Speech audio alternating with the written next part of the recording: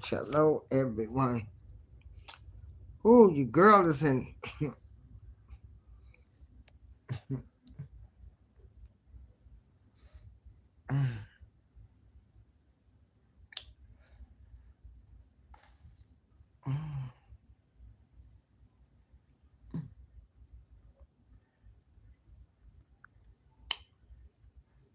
The girl is in bad shape.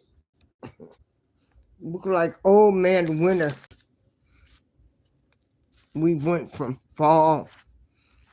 from summer right to winter. Temperatures have been dropping as low as 50. And all of my ailments, oh boy, have kicked in. Cello. I'ma make it do what it do. And of course, this is my therapy. Music is also my therapy. But, hello everyone. In spite of it all, the pain issues, because Lord knows I would not be up this early. I'm a late sleeper. But due to this weather change, oh, Arthur, everything's hurting. Where them guards at? Where them guards at? Let me get to my other device because I want to make sure I'm sounding okay. Hold on. Ooh.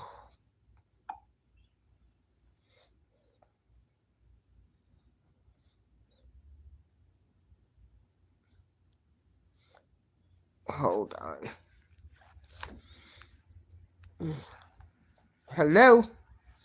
Testing. 1, 2, 3. Can people hear me?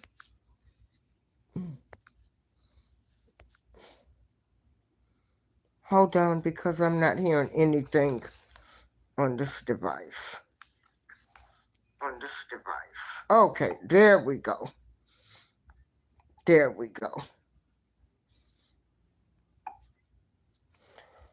Okay. Cello, everyone, cello. Cello, everyone, cello. Hey, Josh, okay. Cello, everyone, cello. Hey, Kelly.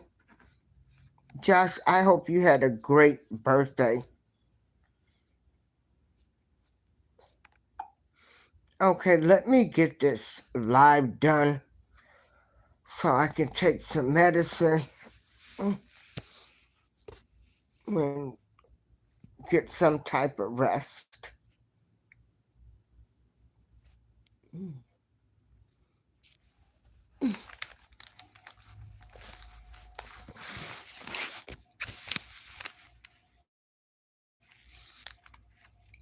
This is April Showers of the April Showers Network. And never in a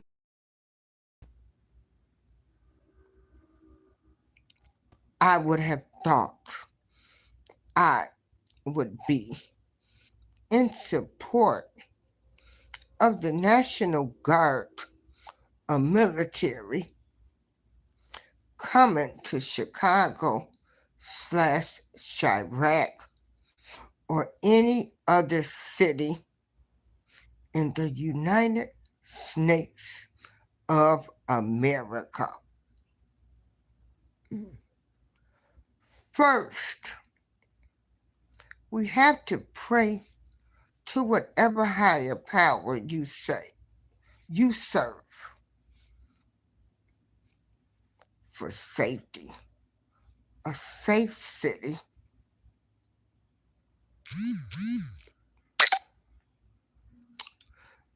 Then we also have to pray for the parents of the kids to teach them the right way. We got to pray for the right community leaders and activists who are really trying to make a difference.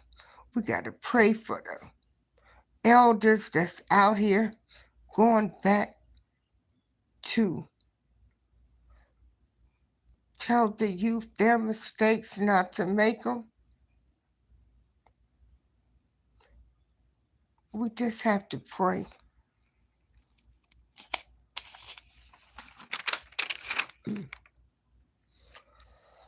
Chirac, the city of Chicago, has had their issues. Did Ron Emanuel, the former mayor of Chicago, when he was in office, it wasn't until he left office that we were made aware that he knew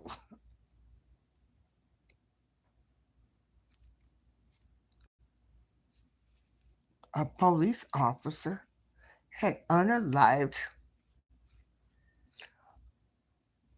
a child by the name of Laquan McDonald. What did Barack Obama do? Two-time president-elect Barack Obama, what did he do for Chicago? Chirac, his hometown. What did Lori Lightfoot do? What did Mayor Brandon Johnson do? But everyone is outraged by Trump bringing in the National Guard. They give the excuse of what Trump has done now. Oh Lord, I am so sick of hearing Trump cut the federal funding. Well, what happened before Trump? And I am just only pointing out things the way I see it. I'm calling things out the way that I see them, okay? So before Trump was reelected, what did these previous mayors and former president, his hometown, do to help Chicago, known as Chirac? What has any of these mayors of these major large cities do to reduce crime? Nothing. Now people are saying they are targeting black people, the black race. Well, in most of these inner city blues makes me want to holler, Father, Father, what's going on? What's going on? The same song and dance has been going on for years. Nobody has addressed the inner city problems. Now,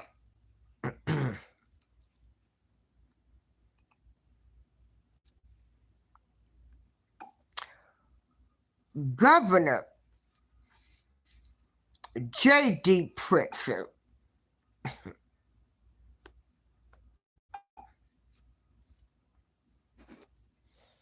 and Mayor Brandon Johnson had no problem with the National Guard being out there at the Democratic National Convention last year in August. So I need to know, were y'all saying, are they bringing the National Guard in because of the protesters? So,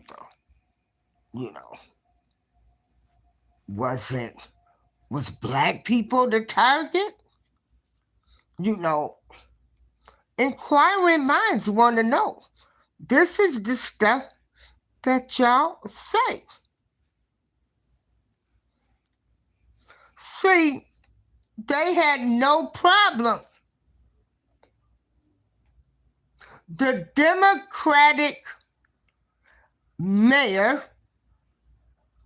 Brandon Johnson, the mayor of Chicago, Chirac, and Governor J.D. Pritzker had no problem with calling in the National Guard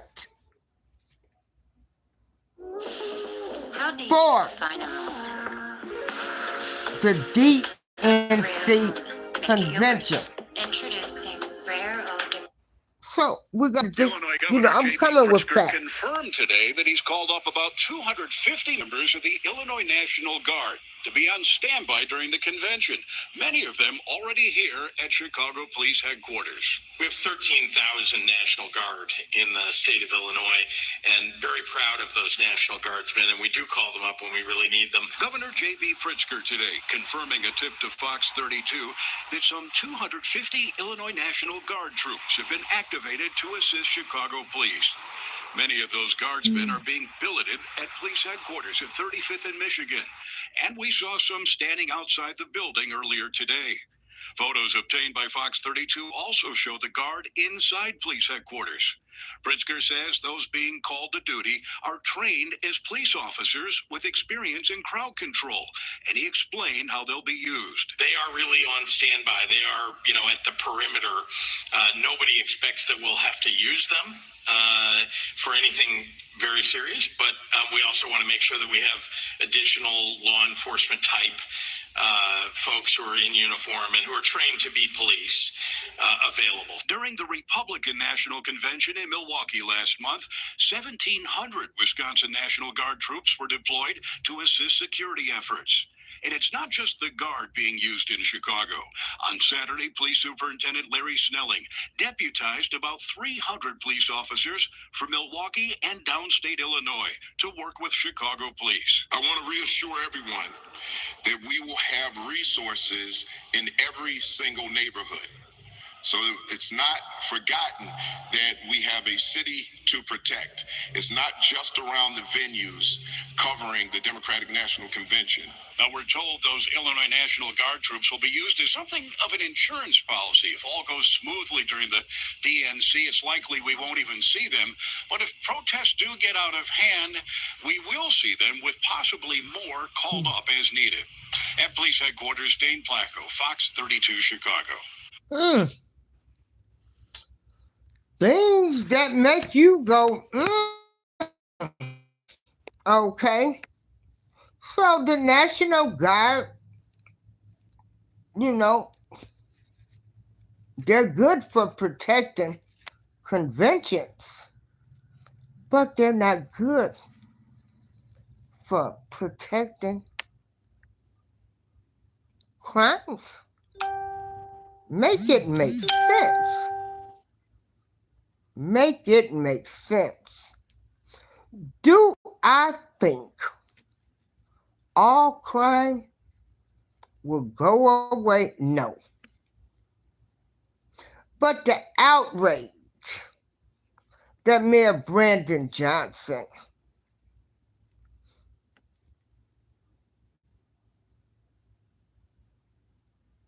and Governor J.D. Pritzker have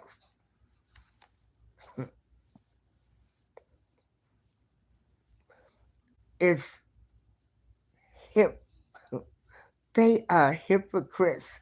I'm trying to just think of some good words.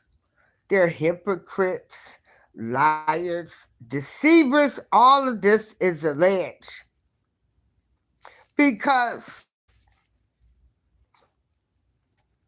when the National Guard fits their needs, it's okay, right, for the National Guard to come in. But it's a problem that Trump is sending the National Guard in to reduce crime, and you say that he allegedly is probably, gonna go to the good areas, or when they bring the National Guard in, they only gonna target black people. They're gonna go to the black communities. Yes, please take them to Old Block, Inglewood. Take them all over. First of all, God is exposing all of these political parties, the brainwashing, the damage.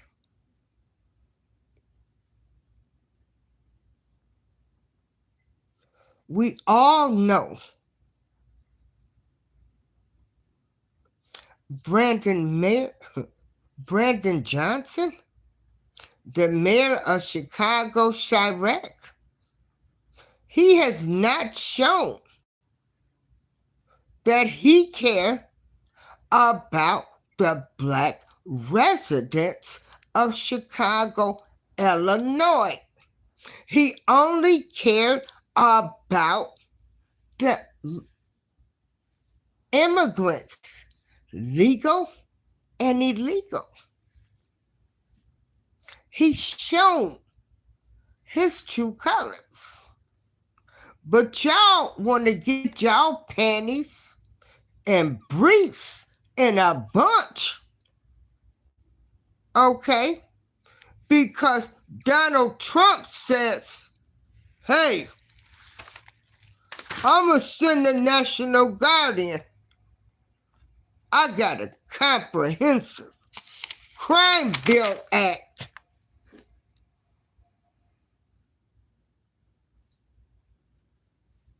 And I'm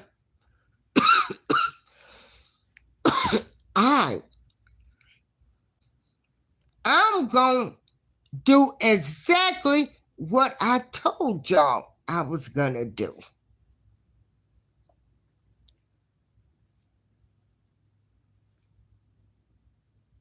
So,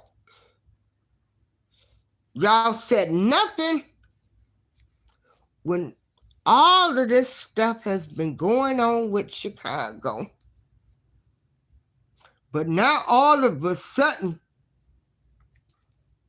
Trump wants to send the military, National Guard. He has a comprehensive crime bill. He wants to reduce crime because these former mayors, all of these mayors in these inner cities have not did anything but take money for illegal migrants and legal migrants, okay?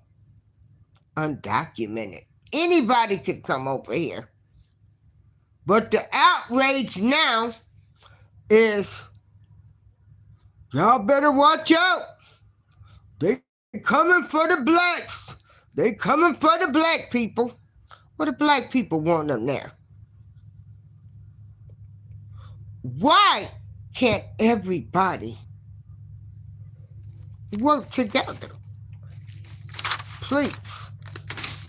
I need somebody to explain this to me as I was a fifth grader. Are you smarter than a fifth grader? Because it shouldn't matter. Democrat, Republican, it shouldn't matter. They know what's going on.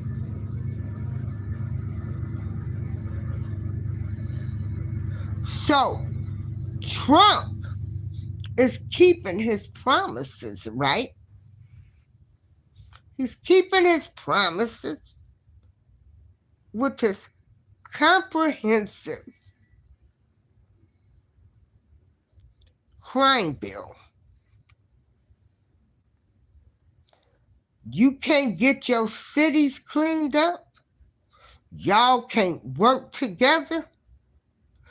Y'all community leaders, activists, y'all can come up with task force. And I don't want to hear nothing about y'all talking about, well, he done stopped the funding. Well, what about before Trump was reelected? What happened? What happened? There was federal funds. Did they do anything then to reduce the crime? And allegedly, they have fudged the numbers on crime. Okay? Now,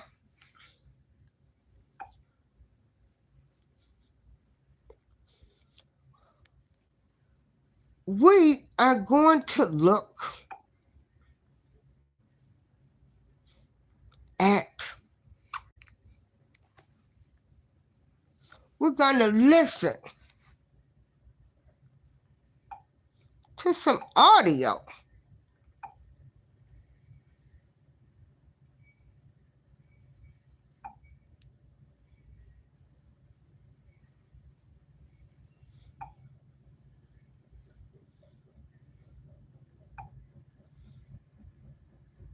Hold on. From two of the gatekeepers.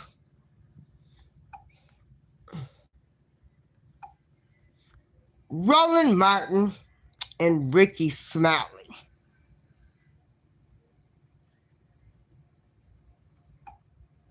Hold on.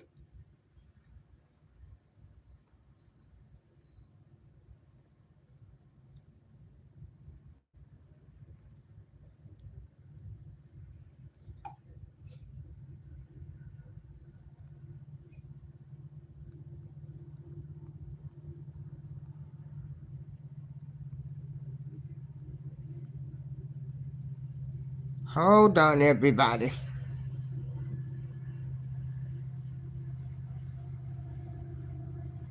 Because I'm so sick of,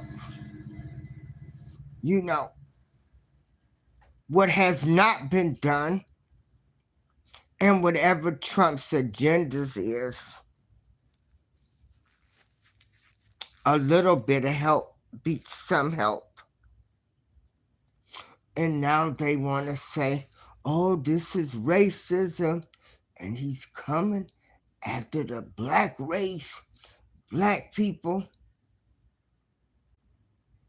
And we had black leaders, black mayors, and they did nothing to help the people. Black former president. Y'all didn't say nothing about them. But now that Trump come in, he's after the blacks. But when the black leaders were there, what did they do?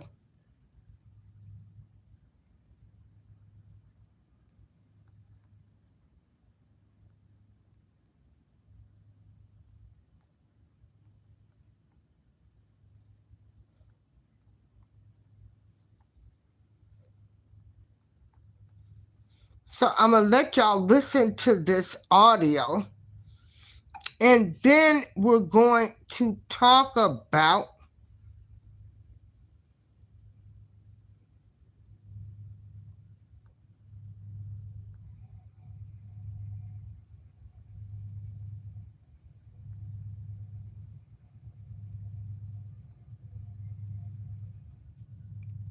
the comprehensive crime bill. I'm going to let you know what that's about. And they probably have taken the video down where you have the gatekeepers, Roland Martin and Ricky Smiley.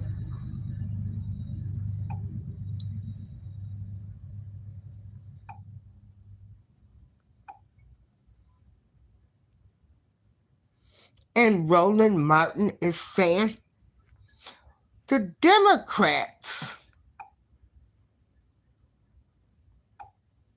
hold on, has made people wait, but the Republicans get things done.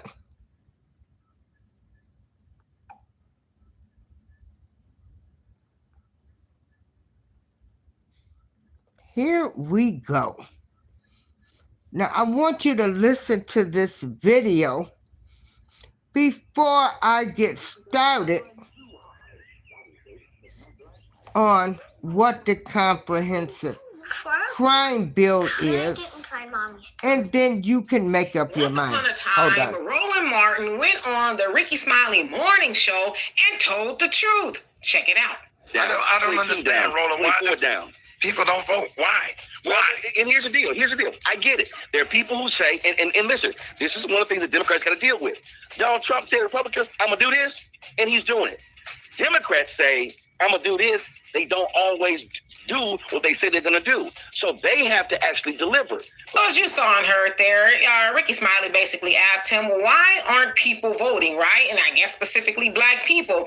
And Roland says, well, you know, the Republican Party, they do what they say they're going to do for their people, but the Democrats, not so much, right? Now, there's the truth. Now, somebody told me that people didn't like what Roland said. I haven't seen any evidence of that, but, you know, why wouldn't they like him telling the truth? Is it because they're not used to him really telling the truth like that about the Democrats?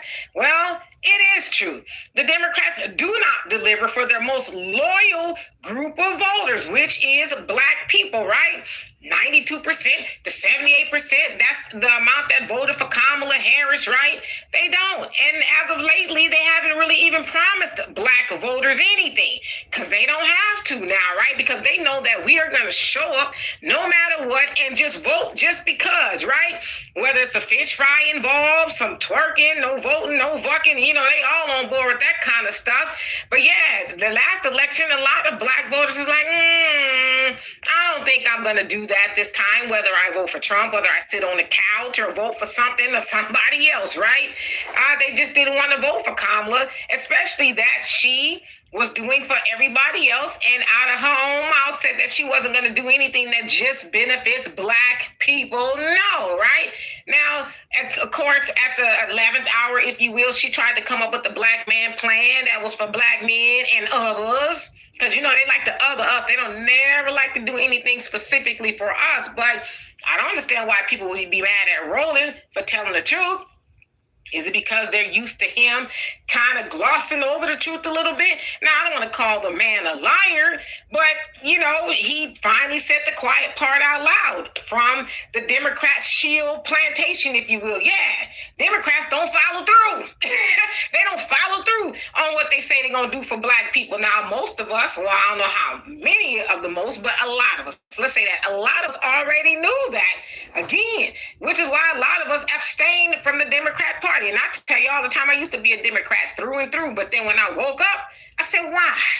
Why are you loyal to any party? Now, I should say that I'm not a Republican. I don't cut for the Republican Party either, because the Republicans don't cut for black people, but the Republicans don't say, hey, come to the fish fry, rather. Come and watch Megan Thee Stallion twerk something, right? They don't do that because they know we're not going to show up for them like we do the Democrat Party. Now, are there a little bit more black voters showing up for the Republican Party? Sure. Now, some tells me that's going to change, right? Because Trump is showing his whole behind.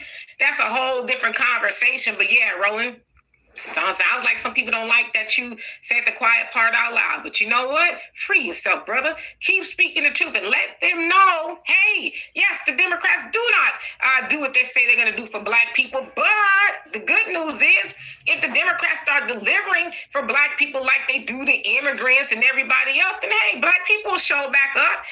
And, you know, black people who have been sitting on the couch and say, you know what? Let me give the Democrat Party another try. Now, let me say this. They got to actually be doing something specifically. We don't want that All Lives Matter bill. We don't want that Asian hate crime bill that you say, Roland and anybody else, that is for black people too. But if you can read it yourself, you'll see that it never says black people or anybody else, right? So again, if the Democrat Party, and stop talking about that HR 40 study about the reparations, we don't need to study reparations no more. We know what reparations is about, and they know what it's about, right? And, Ayanna Pressley, the representative, rather, she talking about it. We ain't heard her talk about it in a while. But, she's talking about, we want $3 trillion for black Americans who were, descendants of slavery. No, we don't want $3 trillion. We want a lot more than that, right? That's cute, but it's not enough, right? But, of course, that's her way of saying, listen, we know we screwed up. When I say we, the Democrat Party, we screwed up again and again and again when it comes to the black voter. But here's something, right? Now, don't just throw us some crumbs and say, deal with it. We want what's due us that was robbed from our ancestors. So, yeah, Roland, thank you for telling the truth and telling the truth to people who weren't expecting that. So anyway, y'all let me know what you think of that. And for more insightful commentary, please subscribe. Okay. Now, with that being said, who wasn't for the black people? While y'all talking about Donald Trump, his whole agenda, this comprehension crime bill, they ready to lock up black people, throw away the key. But what has the Democratic Party did? Not a doggone thing neither. Not a doggone thing neither. But you're so quick to call out Donald Trump, but you're not talking about all of these black mayors, the alleged black two-time elect president. You don't talk about what he didn't do, but the minute Trump comes up with a plan, they getting ready to lock up every black man, all the black people, lock them up and throw away the key. I can't with y'all. Why can't everybody get along? Shouldn't matter, Democrats or Republicans. I mean, crime ain't gonna go away. Crime's gonna always be here. But,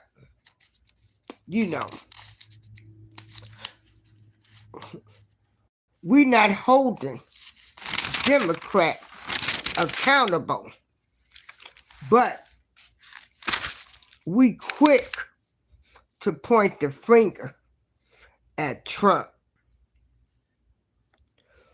Now, we've got the comprehensive crime bill and this cash bail, which the narrative that's being pushed is that it's targeting black people. Okay. You can't make this stuff up. Again, what has the Democrats done? But let us be open season.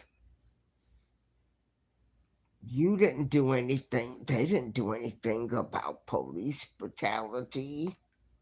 Nothing. They had the stats.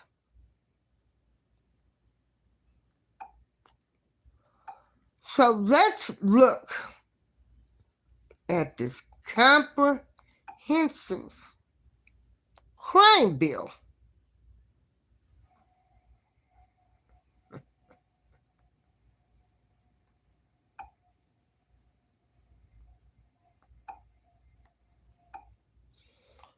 Do-do-do-do, do-do-do-do.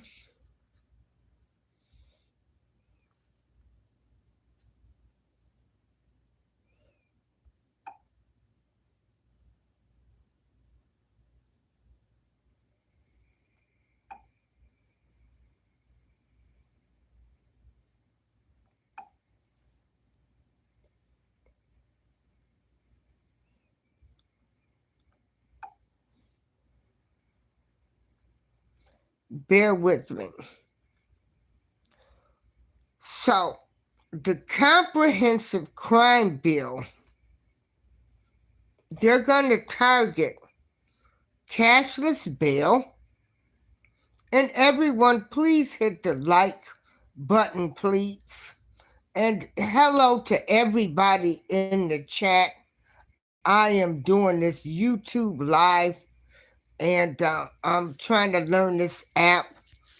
And I cannot see who's in the chat. And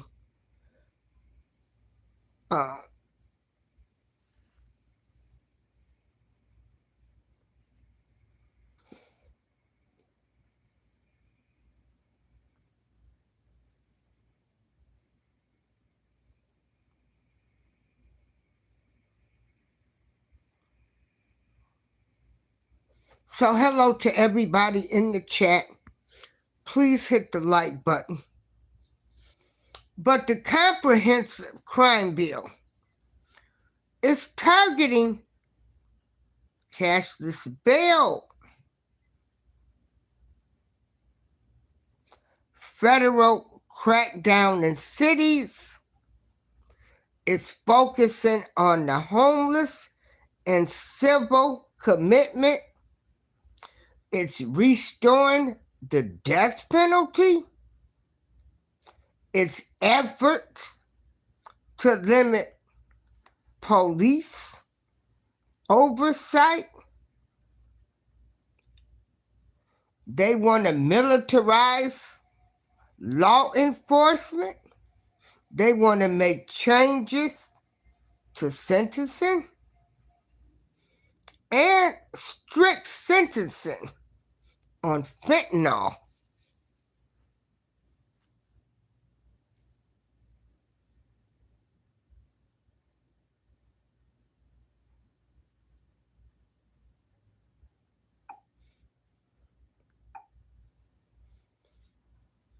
Okay, hold on for one moment while I pull up this other article. That's my cat. Hey, oh my shoes.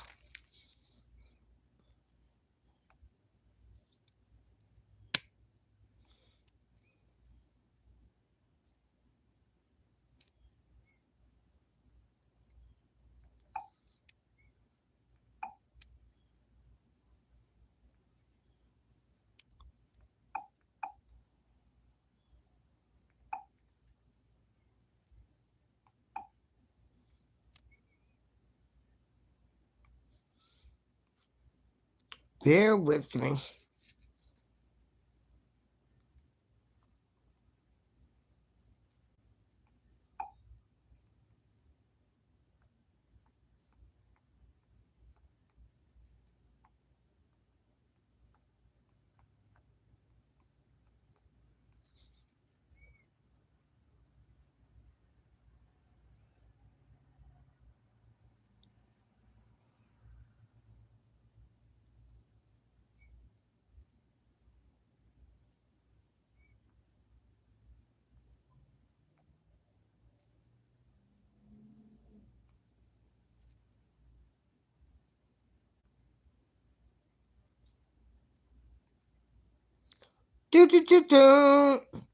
Okay.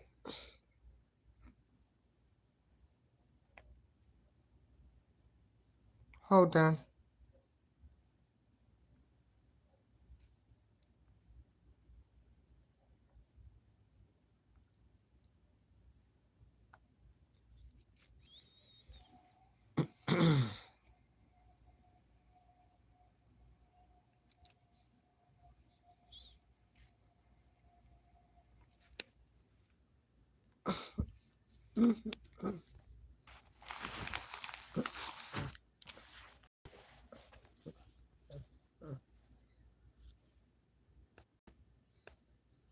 Trump says Republicans are working on a comprehensive crime bill. This article is by Francesca Regalado and read by an automated voice. President Trump said on Wednesday that Republican leaders in Congress were working with him on a, quote, comprehensive crime bill, his latest effort to push the issue of crime to the foreground of American politics. In a social media post, Mr. Trump said Speaker Mike Johnson and Senator John Thune, Republican of South Dakota, and the Majority Leader were among the Republicans working on the bill. He offered no other details. It's what our country need. And now, Mr. Trump said of the bill on his Truth Social platform, more to follow. Targeting crime was a central part of Mr. Trump's 2024 presidential campaign, even though crime in the United States is close to its lowest level in decades. The issue has also featured prominently in the early part of his second term. Some of the tough-on-crime policies that Mr. Trump has advocated so far have been thin on details. Many Democrats believe that he is stoking fear for political gain and exaggerating statistics to justify a power grab. In June, Mr. Trump deployed National Guard troops to Los Angeles, saying that they had been sent to accompany federal law enforcement officers on immigration raids and to protect federal buildings from protesters.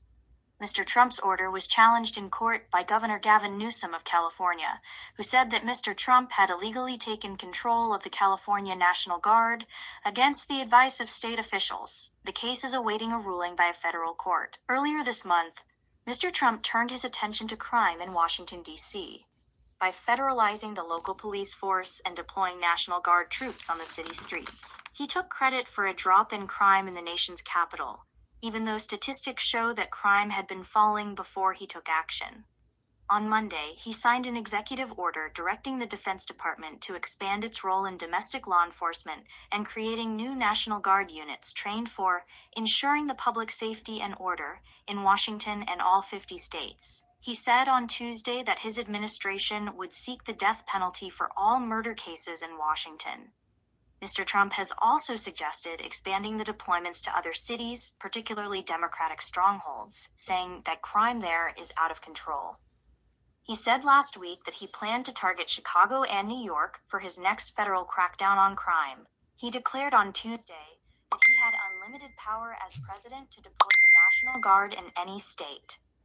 During his first term, he signed a bipartisan bill on prison reform that reduced sentences for nonviolent drug crimes in an effort to curb the costs of the country's booming prison population and expanded programs to keep recidivism rates down. The Supreme Court narrowed the law's scope in a 2024 ruling by tightening the criteria a prisoner must meet to be eligible for a shorter sentence. Okay. So in his first term, he did the prison reform.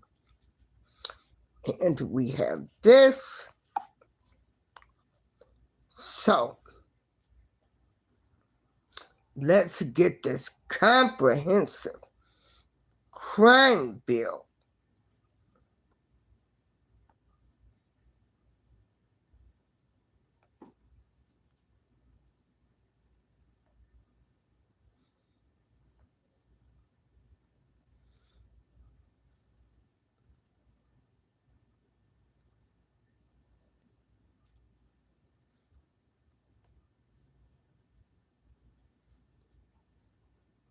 Let's look at some of the things he's doing.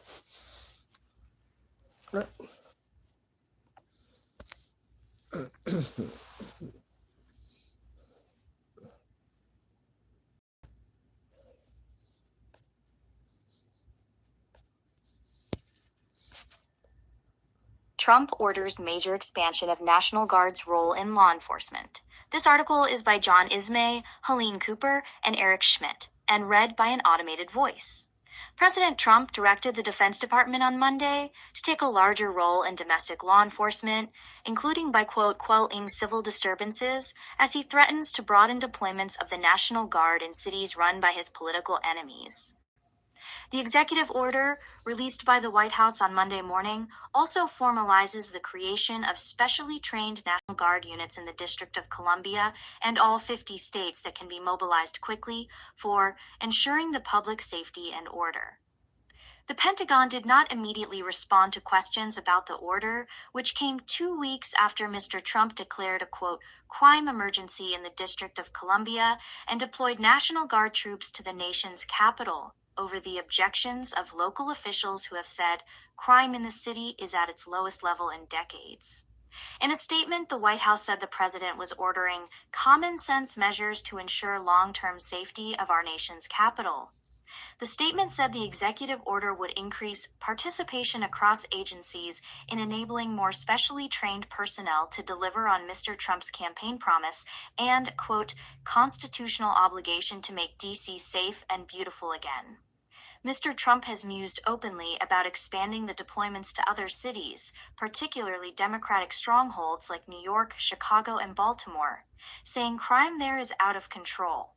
On Monday, Mr. Trump said he could solve crime in Chicago in a week, though he hedged about whether he planned to move ahead with sending troops there. While Guard troops have been temporarily mobilized by governors in the past to respond to natural disasters, and occasionally for civil unrest, the order appears to carve out a much larger domestic role for the National Guard. According to government documents, Guard troops can be mobilized for duty within a state or territory by a governor in response to, quote, quote, quote, quote, quote, a crisis or a natural disaster, or in support of special events when local, tribal, and state capabilities are overwhelmed, exhausted, or unavailable.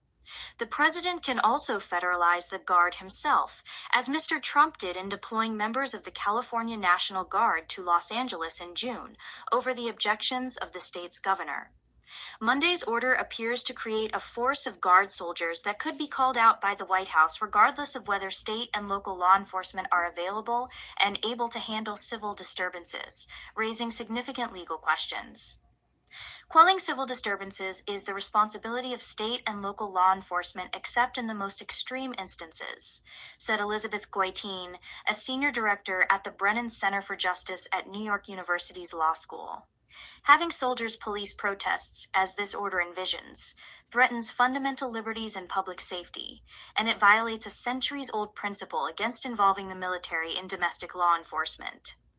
Under an 1878 law called the Posse Comitatus Act, it is normally illegal to use federal troops on domestic soil for policing purposes. But Mr. Trump, in federalizing the California Guard, invoked a statute, Section 12,406 of Title 10 of the U.S. Code, that allows him to call National Guard members and units into federal service under certain circumstances, including during a rebellion against the authority of the federal government.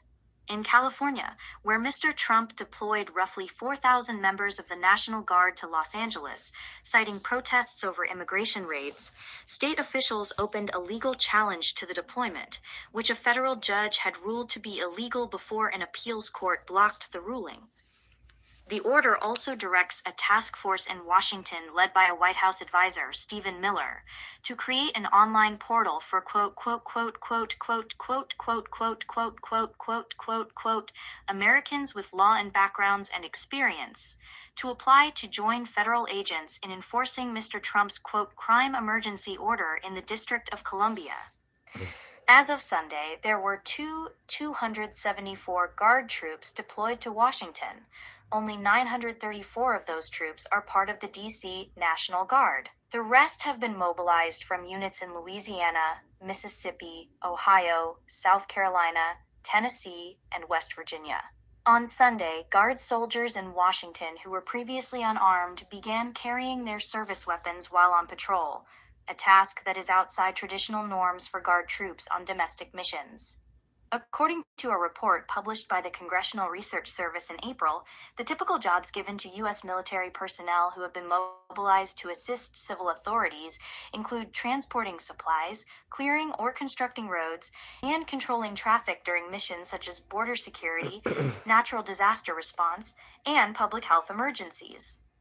The specialized force proposed for the Guard in Washington would be deputized to enforce federal law, according to the executive order, which also directs the creation of a standing National Guard Quick Reaction Force that would be available for rapid deployment anywhere in the country. Federal law enforcement entities already maintain a nationwide network of trained special agents who can respond in times of crisis, like the FBI's hostage rescue team based in Quantico, VA, which can be rapidly deployed anywhere in the United States for counterterrorism missions, and special weapons and tactics teams at each FBI field office. By directing Defense Secretary Pete Hegseth to train a specialized D.C. National Guard unit dedicated to ensuring public safety in Washington, Mr. Trump is essentially requiring the city's Guard to come up with a rapid response-style unit that can deploy quickly when he decides the need has risen. Military analysts say that is what the National Guard trains to do anyway, deploy quickly, although usually in the event of a natural disaster like a hurricane. Guard troops have also deployed to respond to political crises, like the January 6, 2021 attack on the Capitol by Mr. Trump supporters, and during the Black Lives Matter protests that erupted after the Minneapolis police killed George Floyd in 2020. It is unusual, though, for National Guard troops to just live on standby, waiting for the president to decide he wants to target crime in a city of his choosing. Guard troops train part-time, often 1 weekend a month and 2 weeks a year, to respond to emergencies. They do not sit around waiting for the president to deploy them as a law enforcement arm. Most of them are not full-time soldiers. They have separate jobs, said Pete Fever, a political science professor at Duke University. Maintaining a specialized force at a high amount of readiness is tantamount to mobilizing them. Okay. There you have it. That was an article. Trump wants to always keep the National Guard. That's part of the Comprehensive Bill Act.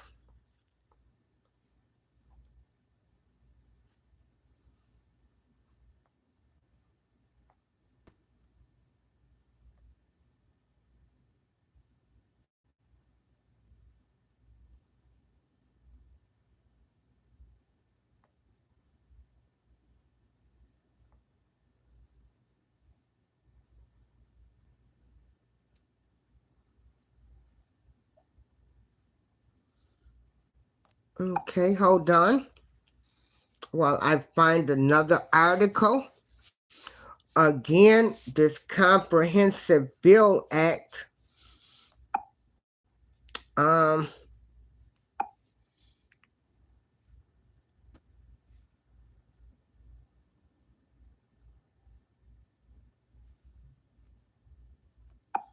let me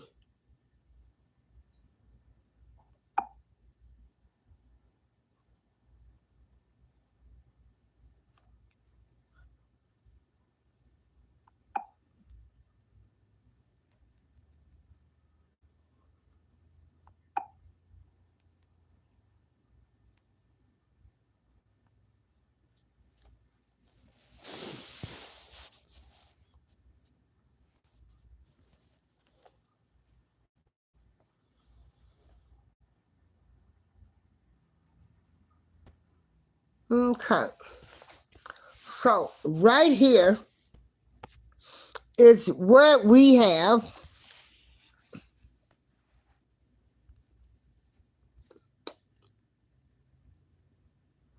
the Comprehensive Crime Bill 2025.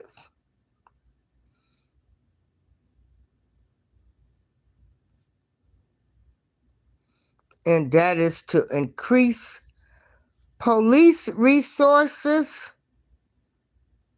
reversal of cashless bail, expansion of federal power, harsher sentencing,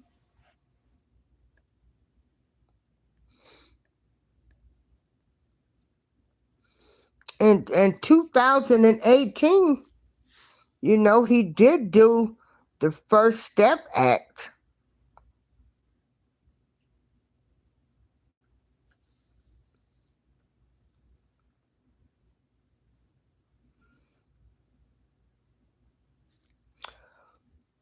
So let's something else that Trump has did that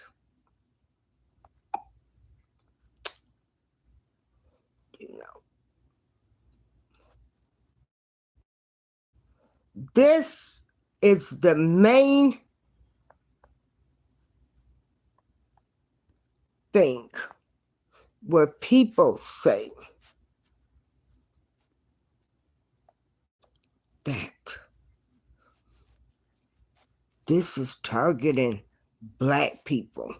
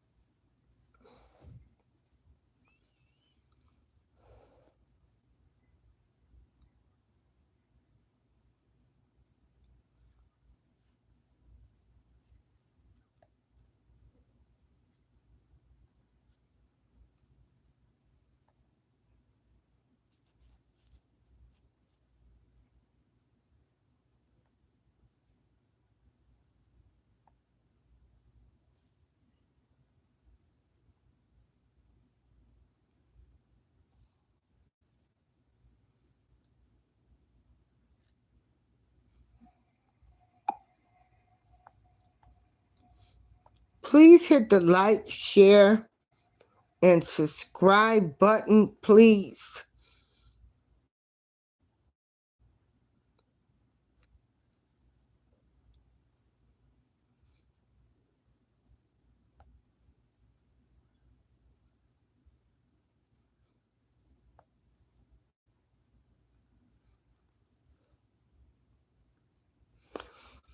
Okay, right here we go.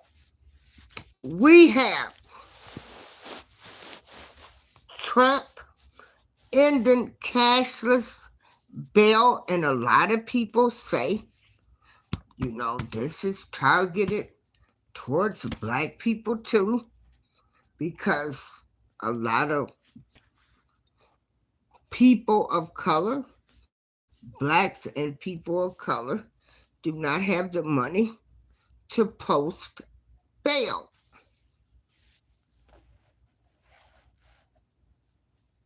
Trump signs orders aiming to end cashless bail. This article is by Luke Broadwater and read by an automated voice. President Trump on Monday signed an executive order aimed at eliminating cashless bail in the United States by threatening to cut federal funding to jurisdictions that allow the practice. Mr. Trump has long railed against cashless bail, in which criminal defendants are not required to post bail when they face lesser charges. Studies have shown that such policies have not led to an increase in crime. But Mr. Trump and conservative lawmakers argue that the practice is a safety threat that results in more accused criminals being released out on the streets. Somebody kills somebody, they go and don't worry about it, Mr. Trump told reporters on Monday as he signed the order. No cash, come back in a couple of months. We'll give you a trial. You never see the person again. The order comes as Mr. Trump has launched a crackdown on crime in Washington and has threatened to turn next to Chicago and New York. And while he has cast his current effort as a success, Mr. Trump has also relied on exaggerated figures to paint a picture of soaring violence in the nation's capital. Mr. Trump's executive order instructs Attorney General Pam Bondi to identify which jurisdictions have substantially eliminated cash bail as a potential condition for crimes that pose a clear threat to public safety and order. Within 30 days, the Trump administration would then identify federal funds, including grants and contracts, currently provided to cashless bail jurisdictions to suspend or terminate the order states. Mr. Trump also signed a second executive order that targeted cashless bail practices, specifically in Washington, D.C. The District of Columbia government's pretrial release policies, which include prohibiting cash bail, contribute to the disgraceful conditions referenced in the aforementioned executive order, as law enforcement must arrest the same individuals multiple times, and dangerous criminals are sometimes rapidly released, the order states. It instructs federal law enforcement in D.C. to work to ensure that arrestees in the District of Columbia are held in federal custody to the fullest extent permissible under applicable law, and orders Ms. Bondi and Mr. Trump's budget office to identify appropriate actions to press the District of Columbia to change its policies with respect to cashless bail.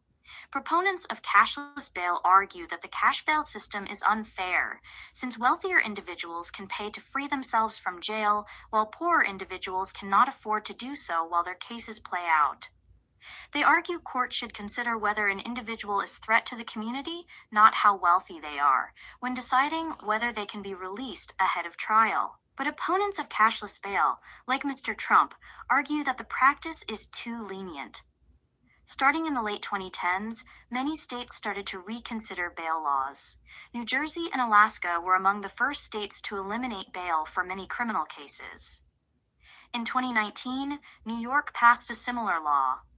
The measure meant that judges would not be able to set bail for misdemeanors and nonviolent felonies, like assault without serious injury and burglary.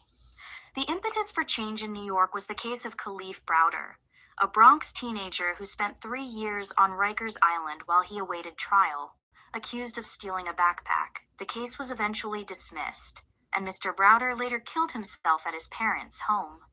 Using data from 2015 through 2021, the Brennan Center for Justice, a nonprofit think tank, studied 22 cities that had changed bail laws, comparing them with 11 cities that had not. The report found no statistically significant relationship between bail reform and crime rates. Okay. I want to thank everybody that's in the chat. Let me go to my other device. Let me take it to the show so I can get some shouts out. Give me one moment. So yeah, that cashless bail, they say, will really target minorities and poor people. That's part of Trump's comprehensive crime bill.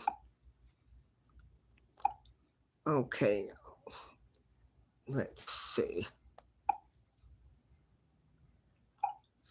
Hey, Black Money. Let's see.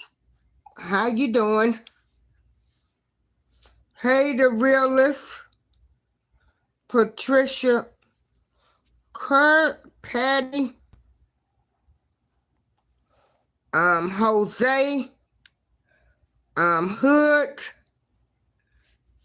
Khaled, Shatika, Joshua. I'm just speaking to everybody. Like I said at the beginning of this show, I never wanted to get... I don't really like discussing politics. Because, you know, to me, they're all criminals. All of them are criminals. They're all for the rich. None of them care about the poor people or minorities. But in order to educate myself, and I hope everybody is learning something, I said, well, and I'm not, I'm not a fan of no president. Every president has had flaws, but they keep up with what Trump is doing. So I got to keep up with him too now, because I'm sick of hearing Trump this, Trump that, Trump's not for the blacks, Trump this.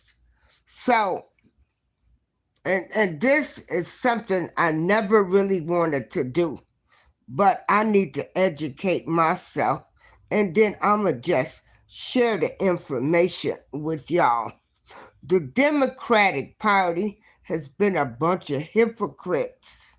They've done nothing in these major cities to reduce crime, okay? And now that Trump has come in with his comprehensive crime bill, they got their panties and briefs in the bunch now. They didn't fix the cities. And I do believe the records were fudged. And I'm passionate about Chicago. My people live there. I was born in Chicago. We left Chicago, we moved to a suburb. But I'm back and forth in Chicago, just like I'm here in Joliet, Illinois. Chicago has a dark cloud over it. Yeah, I said it. It has a dark cloud. Nobody, they didn't give a darn about Chicago. All of these Democratic mayors we had, and then we had two-time President-elect Barack Obama. That's his hometown. Certainly.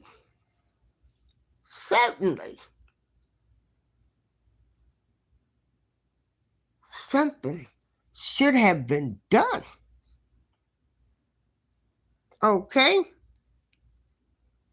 Something should have been done. But now, like I said, Trump come in. Now they running and screaming and hollering everything that they want to. Make it make sense. Make it make sense that it was okay for the clown mayor of Chirac, Brandon Johnson, and Governor J.D. Pritzker to have the National Guard in Chicago for the Democratic National Convention. They were going to make sure that city was safe then. See, all of this is smoke and screen. I mean, it's just all a bunch of hypocrites as far as I'm concerned. And I get tired of hearing about the hypocrites. And I'm just going to report what I find. Now, here's some more information.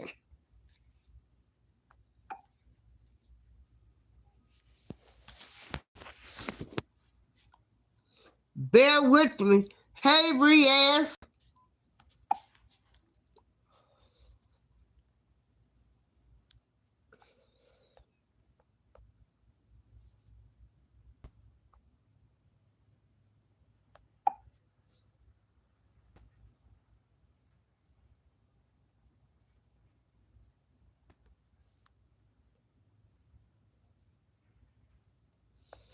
Okay. Here we go. I'm just bringing the information. I want y'all to know this. I'm just bringing the information. I trust in God. When I went to Chicago, I prayed on the way there, during the time I was in the city, and coming back home. As I pray when I leave my house here in Joliet, Illinois, because we have crime here. Joliet got a lot of crimes, a lot of crazy stuff happens here. Also, I have to say everything is alleged. Now, we gonna look.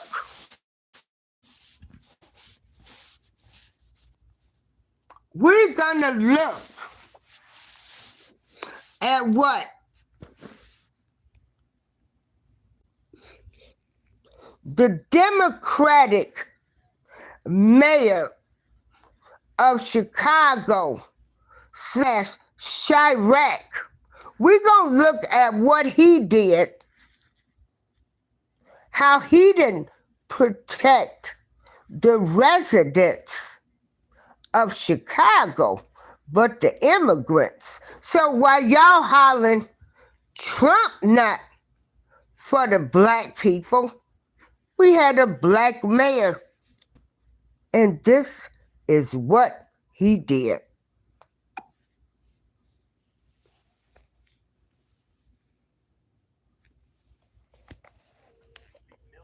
Millions of dollars. A few moments later. Right now, Chicago is facing a $1.1 billion budget gap for 2026. The city is grappling with a $1.1 billion budget shortfall. We have reached a point now where there's no return. A frank admission from Chicago Mayor Brandon Johnson. A looming budget crisis could be even worse than expected without new taxes or cuts to city services.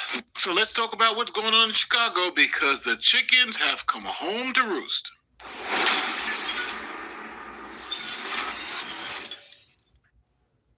Here's a quick word from this video sponsor, Brickhouse Nutrition. Brickhouse Nutrition's Labor Day sale just went live. For a few days only, you can save 25% off everything with the code LABOR-DAY25. Start the fall off strong, reboot your health, and save big. This massive sale includes their best-selling weight management formula, Lean. Doctor-formulated Lean is designed to support metabolism, reduce appetite, and help curb cravings without prescriptions. When you click on the QR code, check out Field of Greens. It's their daily superfruit and vegetable blend made with USDA-certified organic fruits and veggies. And they've also got some customer faves like Radiance, the collagen booster, and their new Brickhouse Whey protein, all part of the 25% off, but only for a limited time. Kick off the fall feeling stronger and more confident than ever. Head over to brickhousenutrition.com and use code LABORDAY25 for that 25% off. That's brickhousenutrition.com, code LABORDAY25. Or you can just click the link in the description or scan the QR code on the screen. Now, back to the video. All right, so this is the 57th mayor of Chicago, Brandon Johnson. Now, I don't have to tell you, Chicago is a Democrat stronghold, and he goes all in on Democrat policies. Like, this guy doesn't just talk the talk, he walks the walk. Now, Brandon Johnson took office during the migrant crisis. Now, for those of you with short memories, when Biden was president, he opened up the borders, allowing millions of people to cross the borders illegally. Tonight, nearly 10,000 migrants a day. That is what federal officials say they are encountering at the U.S. southern border on average in December. That's among the highest numbers ever recorded. And with multiple border entry points remaining closed as the surge at the southern border escalates, U.S. officials now warning that the situation is nearing a, quote, breaking point. Ed Lavandera is out front. Were you abused by a member of the Catholic Church in Illinois when you were young? A global settlement may be coming in 2025. I want to quote, breaking point. Ed Lavandera is out front. Apprehensions of migrants crossing the southern U.S. border are once again reaching record levels. A Department of Homeland Security official tells CNN the number of encounters in the last week is 9,600 per day. 3 years ago, 689 Chinese migrants crossed the southern border. Last year, that number soared to over 37,000. Part of an explosion of migrants coming here from all over the globe. This morning, tensions escalating on the Texas border. Dramatic new video shows a struggle between Border Patrol and migrants in El Paso. The video shows dozens And of they let these people politicized come over racial here. Look fire at them. pits, then pushing their way past Criminals. a handful of Border Patrol agents. Look at them. Now, even though all of that was happening, Brandon Johnson was all in for the migrants. We know the strength of a city is determined by how we treat the most vulnerable. And so we choose to be a strong city. We must reject a zero-sum formulation between investing in those who have been here for decades and supporting those who have been sit here on a bus even this morning. We can do both, Chicago, and we can all thrive together. Now, what he's referring to is that the governor of Texas, Greg Abbott, started shipping migrants to sanctuary cities, places that said they wanted more migrants, and Chicago was one of those places. Local officials whose communities are being overwhelmed by hordes of illegal immigrants who are being dropped off by the Biden administration.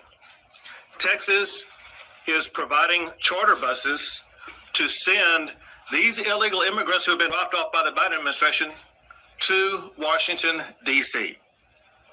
We are sending them to the United States Capitol, where the Biden administration will be able to more immediately address the needs of the people that they are allowing to come across our border. Well, it has happened again. Another bus of migrants has been sent here to Los Angeles. 39 asylum seekers arrived by bus at Union Station today, sent by Texas, including 21 children. Another wave of migrants arrived in New York City today. More than 4,000 have come since May, a metaphorical message from Texas Governor Greg Abbott. Texas has sent another bus of migrants away from the state, this one arriving in Chicago last night. It comes after the state has sent more than 8,000 migrants to New York and Washington, D.C. Then all of a sudden it became the migrant crisis, and they started declaring states of emergency. This morning, the mayor of Washington, D.C. has requested the help of the National Guard to assist with the buses of migrants arriving to her city. Massachusetts Governor Maura Healey has declared a state of emergency to address the state's growing migrant crisis. The governor says there are over 20,000 people being temporarily housed across the state. Our top story, another bus of migrants arrived today in Los Angeles and were taken to St. Anthony's Croatian Church for processing. Back in New York, the mayor had a stark message this month. I don't see an ending to this. This issue will destroy New York City.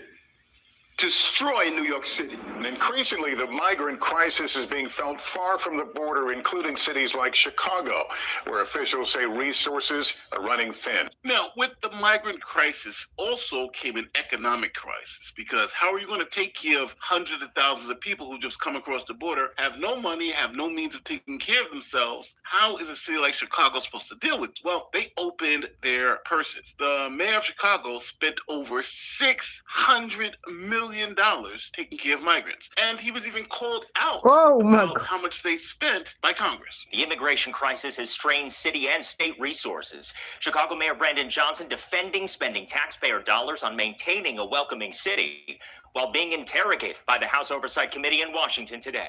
You're the mayor of Chicago. Do you think that your residents or the residents of your state should be paying for that more than they should be paying for their own needs, their own roads, their own public safety? The people of Chicago elected me as the 57th mayor of the city of Chicago, and we serve all the residents of the city of Chicago. But that service comes with a cost. According to data obtained by the ABC 7i team, since September of 2022, the city has paid out $638.7 million in vendor contracts for new arrivals. Mayor Johnson, in the last 4 years, how much has Chicago spent on care for illegal aliens? So since 2022, since the governor of Texas was shipping individuals to cities across this country, the city's budget, roughly 1% of the city's budget over the course of 4 years. That 1% comes out to about $625 million over the past 4 years. Now, Mayor Johnson essentially did this to himself. He spent all that money taking care of migrants and now has this big budget deficit. So he decided to attempt to raise property taxes, $300 million in new property taxes, to force the taxpayers to go back into their pockets and give him more money so he can continue to take care of the migrants. Now to NBC5 investigates, which for months has followed the money trail tied to Chicago's migrant mission. Johnson. Total spending now tops more than $400 million. Now, despite the creation of a city spending website, it's still not exactly clear where all of that money has gone. Mayor Brandon Johnson was more than 40 minutes into his speech before he broke the bad news to homeowners across the city. This budget currently includes a property tax increase of $300 million to fund and keep our commitment to fund not just our pension contributions, but to fund the future of our city. Now, this was hard for Mayor Brandon Johnson because previously, while he was running for mayor, he said this. I won't raise your property taxes. Then candidate for mayor, Brandon Johnson. The people of Chicago want to know, will you raise a tax, whether it be a property tax or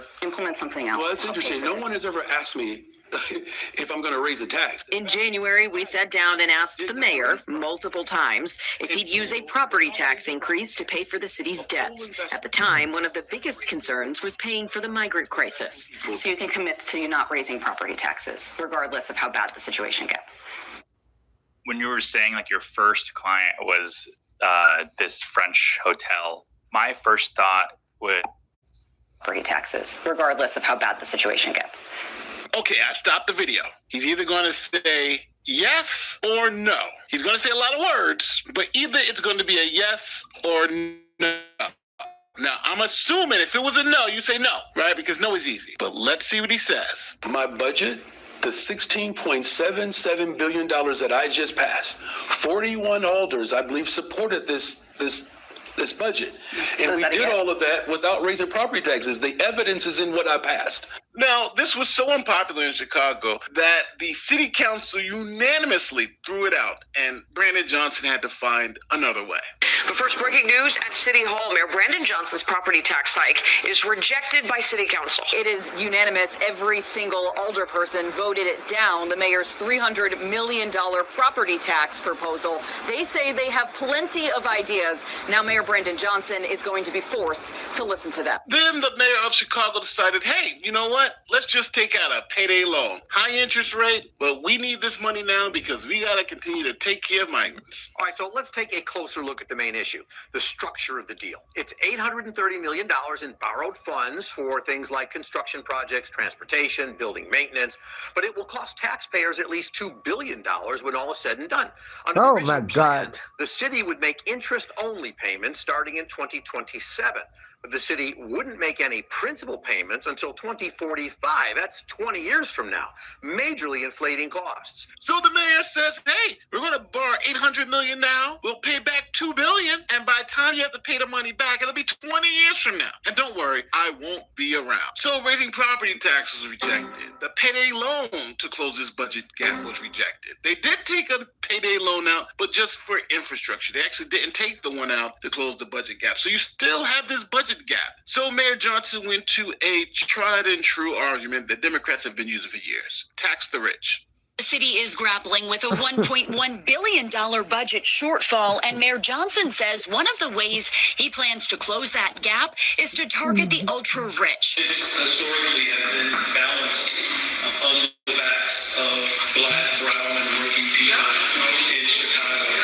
And it is time as a city that we reject that form of budgeting. Okay, enough of that video. So, who's the racist? Who's targeting black people? Who didn't help black people? Who didn't help minorities? Who helped migrants? Y'all didn't have this much outrage for Brandon Johnson. Y'all trying to say the black people don't want the National Guard up there. Yes, they do. I wonder how much they paid a lot of them protesters yesterday. Because Chicago black residents have had enough of this alleged black mayor not taking care of the black residents of Chicago. But it's easier for y'all to blame Trump. Make it make sense. This is all. I mean, I'm just doing the research. I'm giving my opinion. You know, if somebody wants to give their opinion, That's fine. I can, if y'all want to say it's Trump's fault, show me proof. Because I got proof right here that a black mayor did not care about the black residents of Chicago, Illinois, and y'all want to say it's Trump's fault. Make it make sense. The Democrats know how to talk a good game. They've been talking it, but baby, people start to see y'all for what y'all are. Again, this is a dog and pony show. Don't neither one of them give a darn about us. As far as I'm concerned, they're the same bird flapping the same wings. I'm looking at history repeat itself, but migrants wasn't involved. I remember when Castro sent people over here. I know he sent the worst of the worst. But the money that these Chicago mayor gave for migrants, this is incredible. They have stolen people's property, allegedly, bulldozed down houses that black people live in without their permission. These are the things that are going on in Chicago against black residents. What does Trump have to do with that? While you people are saying, oh, everything he's doing is against black people. I need somebody to make this make sense. The black people, the black residents in Chicago have been screwed over by the Democratic Party. That's it. That's all. And thank you all for joining me for this show today. And I'm just calling it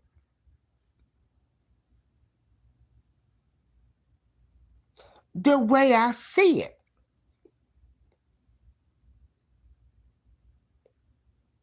But everything's Trump's fault because he got in there and he's doing what he said he was going to do.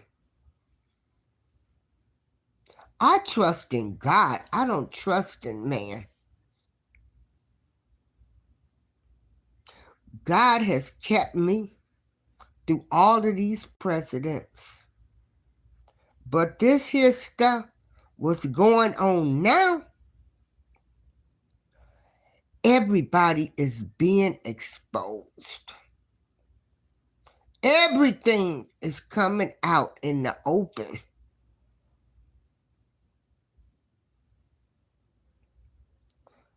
The mayors, all of these mayors that Chicago has had, and then a 2-time president-elect, well, this is his hometown.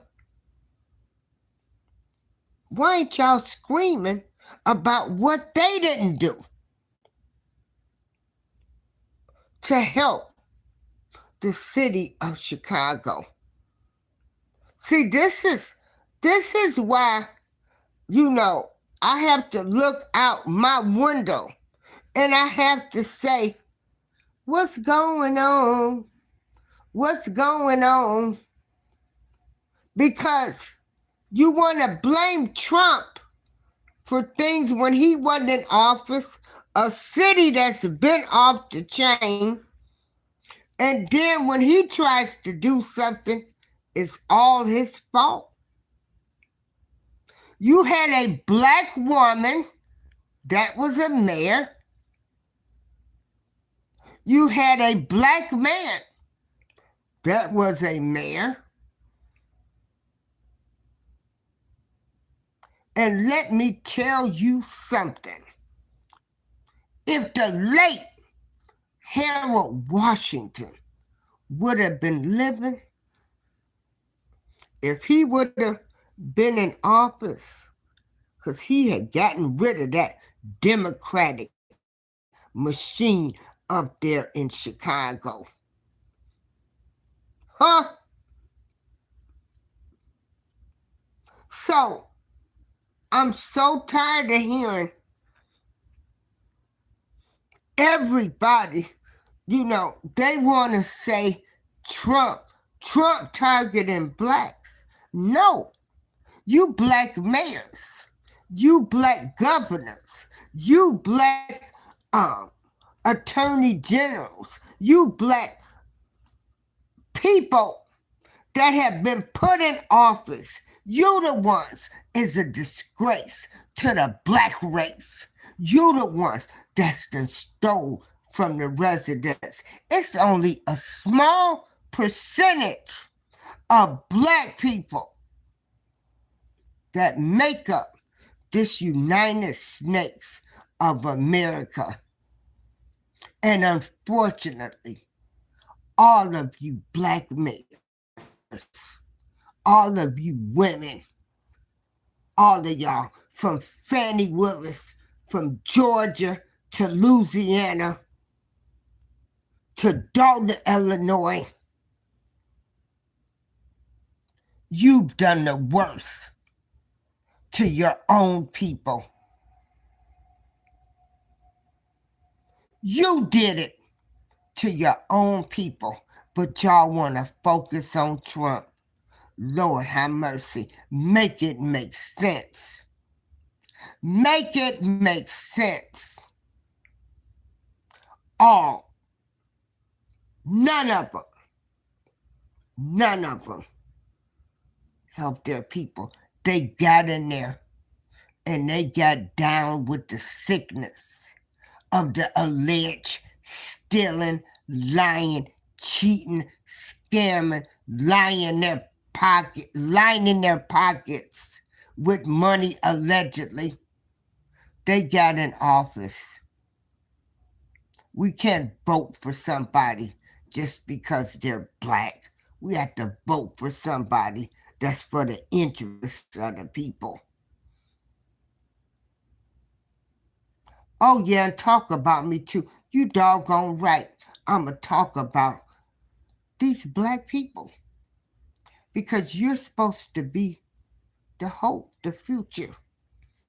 And y'all got right in there and get down with the sickness. You got down with the sickness. You joined them. You didn't care about the black people, the black race, the poor, the minorities, your communities, no task force, no bridging, no gaps, no bridging, no communities. All of y'all got in there and did the same thing that all of these politicians do. They're downright dirty, they thieves, and they all no good. This is April Showers. Peace be with you. Everybody have a great Tuesday. Thanks for joining me for this show. Wait a minute. Let me go in the comments. Let me go on my other device. I need to read some of the comments. Hold on.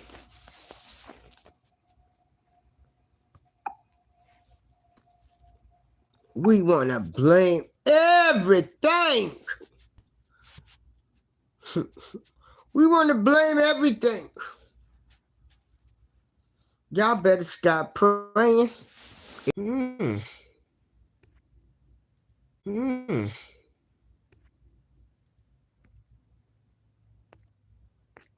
Hold on. We're in no better shape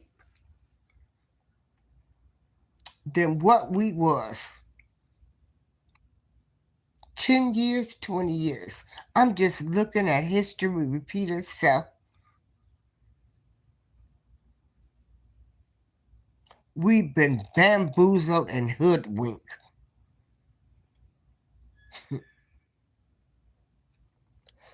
Let me look at comments. Again, this is April Showers. I am just... Look at comments. Again, this is... You know. Hold on. Hey, Patty, I see you. You hanging in there with me today. Hold on. Hey, Patty, I see you. You hanging in there with me today. And so, you know, hold on. And I want people to know, I'm just bringing the information. I'm just bringing the information. That's all. Because in God, I trust. See, because I done made it. I done made it. I made it. I saw my parents make it.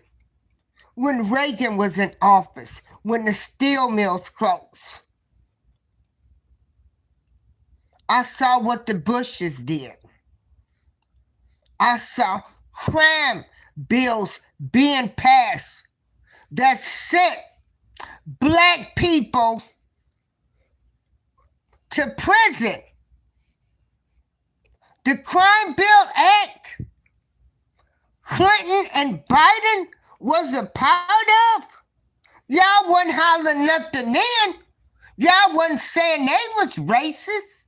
Y'all wasn't saying, oh, they not, you know, they targeting black people, because that's just what they did with the crime bill, because a lot of people was on crack cocaine, which was an addiction. And when meth came out, they treated meth like we're gonna send them to rehabs. Crack cocaine, they sent them to prison. And y'all want to talk about Trump?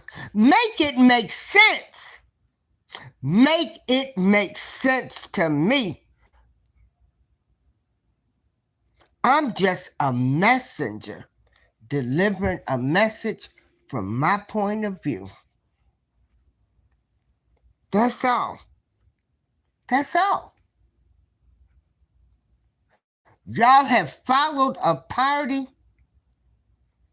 that has given us nothing. We didn't ask for anything. They came to the churches. Y'all took pictures. But y'all so quick to talk about Trump going to church and had the Bible upside down. So that's what I say. Like, y'all, you know, it's hypocrites. Y'all like who y'all like. And no matter what, you're gonna support them.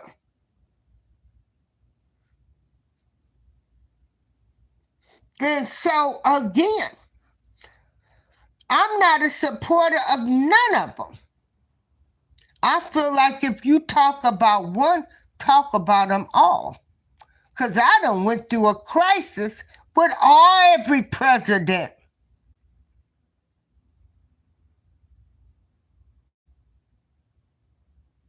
And y'all talking about Trump comprehensive crime bill is targeting blacks. But I didn't see y'all hammering down on Biden. You're re-elected. You put this man in office. And you know he signed that crime bill for people that was addicted to crack cocaine to send them to prison instead of sending them to get help. You kissed the Clintons behind. I'm just a messenger giving a message. Then y'all set up. Joe Biden had the nerves to tell you black folks, told you black folks, y'all wasn't black if you didn't vote for him. Lord have mercy. They got y'all down pat. They know just how y'all gonna do. That's why they been lining their pockets with y'all voting for them. You got some of them acting like ghetto queens and everything else, what they are. Lining their pockets with money, pretending like they for you. And they right in there with the other corrupt, dirty politicians. Make it make sense to me that nobody talked about two-time President-elect Barack Obama, who got in there and said he was for all of the people. But then y'all wanted us to vote for Kamala Harris, a woman that said, no, I'm not going to do nothing specifically for black people. But you got all of this outrage for Trump. I just need people to make it make sense. When I look out my window, I'm like, am I in the Twilight Zone? Because y'all talking circles. You're talking riddles. You're hypocrites.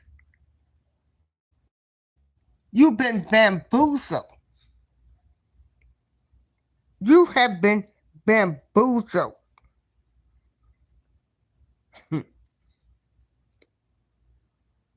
But you got so much hate. And I'm tired. And Trump's going to do, but hey, immigration, oh yeah, I agree. I'm mad about food stamps. I'm mad about housing.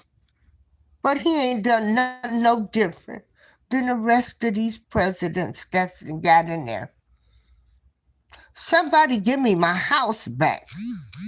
Since y'all got, all of this stuff, all of this outrage. But you didn't have it for the Bushes with the mortgage scandals.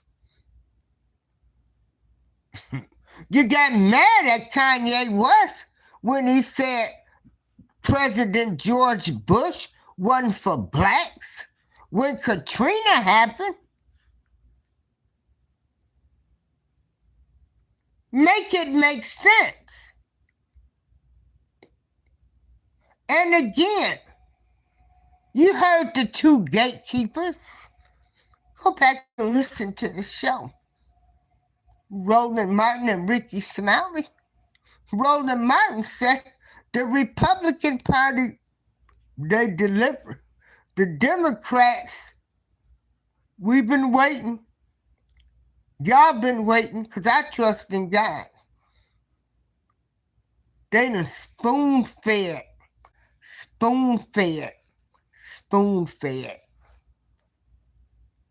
The Democratic Party spoon-fed black people, in my opinion.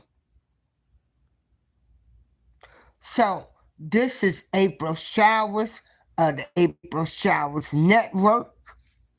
I'm going to be looking at some more of these policies, some of these cuts that President Trump is doing, because, I got to keep up now with what's going on. I didn't want to get into this political thing because in God we trust, but I'm getting older now. I got to see what's going on. I got to know what's going on. Y'all gonna make sure we know what's going on because, Trump every day. But everybody, have a great day. I'm just a messenger. I'm just trying to bring y'all information, facts, compare. I don't have I don't have no fight in me because I know them people, they don't give a darn about me. I trust in God. This is April Showers. Have a great Tuesday.